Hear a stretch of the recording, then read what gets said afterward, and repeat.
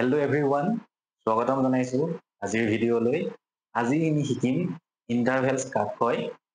তাৰ বাবে আমি জানো এটো হয় set of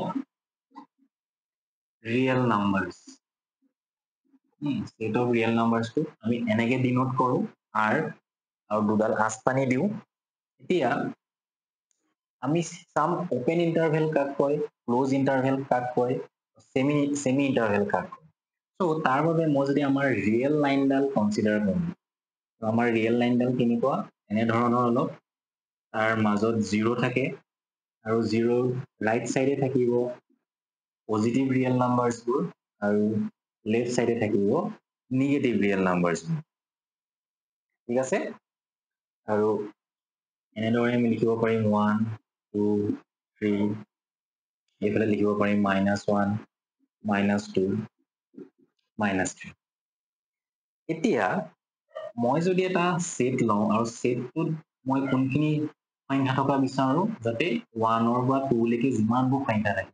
আমি জানো যে দুটা সংখ্যাৰ মাজত সদায় ইনফাইনাইট নাম্বাৰছৰ এলিমেন্টছ থাকে। তো মই যদি সেটটো লিখো, সেটটো কেনেদৰে লিখিম যে x belongs to r, যে ইয়াত r ৰ সেইবোৰ এলিমেন্ট থাকিব যিবোৰ 2তকৈ সৰু আৰু 1তকৈ ডাঙৰ হয়। আৰু তাত আপুনি ভালদৰে চাব, মই ইকুৱেল চিন গ্ৰেটাৰ দেন ইকুৱেল বা লেছ দেন ইকুৱেল দিয়া নাই, মই অকল লেছ দেন দিছো। দ্যাট মিন্স এই সেটটোত 1 আৰু 2 নাথাকে।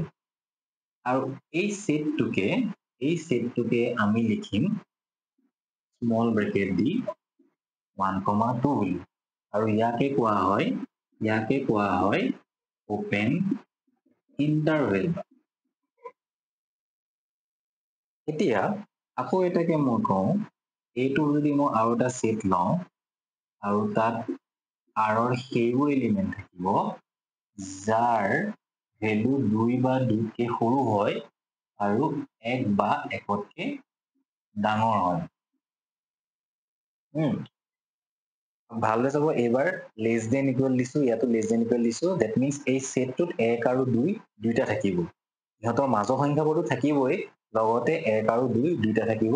আৰু এইটোক আমি লিখিব পাৰো এনেধৰণে, আৰু এইটোক কয় ক্লোজ ইন্টাৰভেল। ঠিক আছে, তেনেদৰে আমি আৰু এটা সেট লিখো A3 বুলি।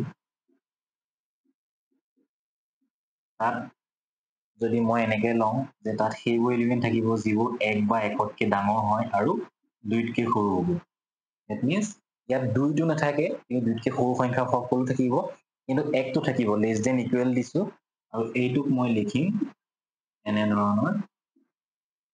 আৰু এটা যদি মই সেট লওঁ A4, ইয়াত মই কোনবোৰ এলিমেন্ট লম r ৰ যিবোৰ 1তকৈ ডাঙৰ কিন্তু 2 বা 2তকৈ সৰু। তো ইয়াত চাব, মই ইয়াত লেছ দেন ইকুৱেল দিছো, দ্যাট মিন্স 2টো থাকিব, কিন্তু ইয়াত লেছ দেন ইকুৱেল নাই, দ্যাট মিন্স 1টো নাথাকে, 1তকৈ ডাঙৰবোৰ থাকিব।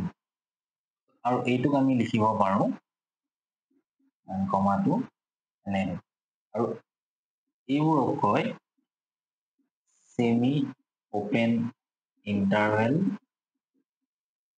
or semi closed interval।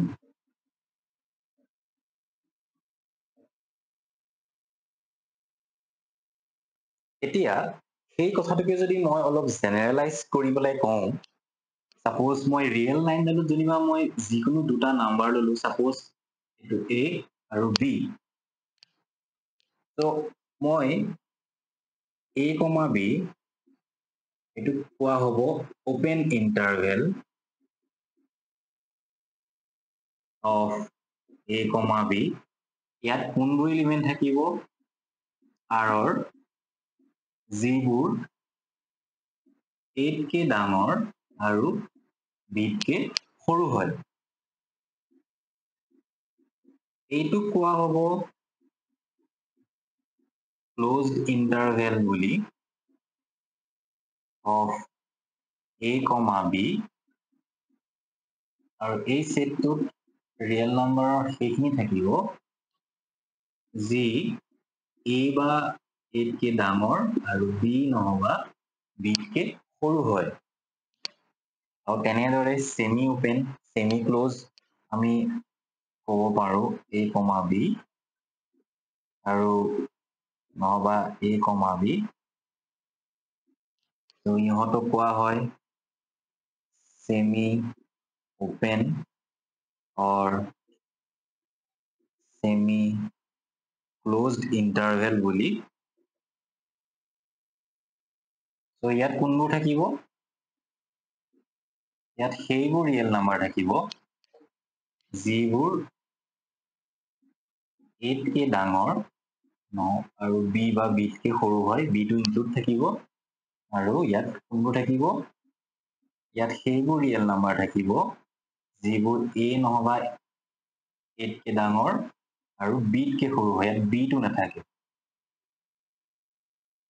So interval concept টো বেছি টানকে ল'বলগীয়া concept নহয়, একদম সাধাৰণ কথা। তাত অকল open interval, close interval, semi interval বা semi open, semi close থাকে।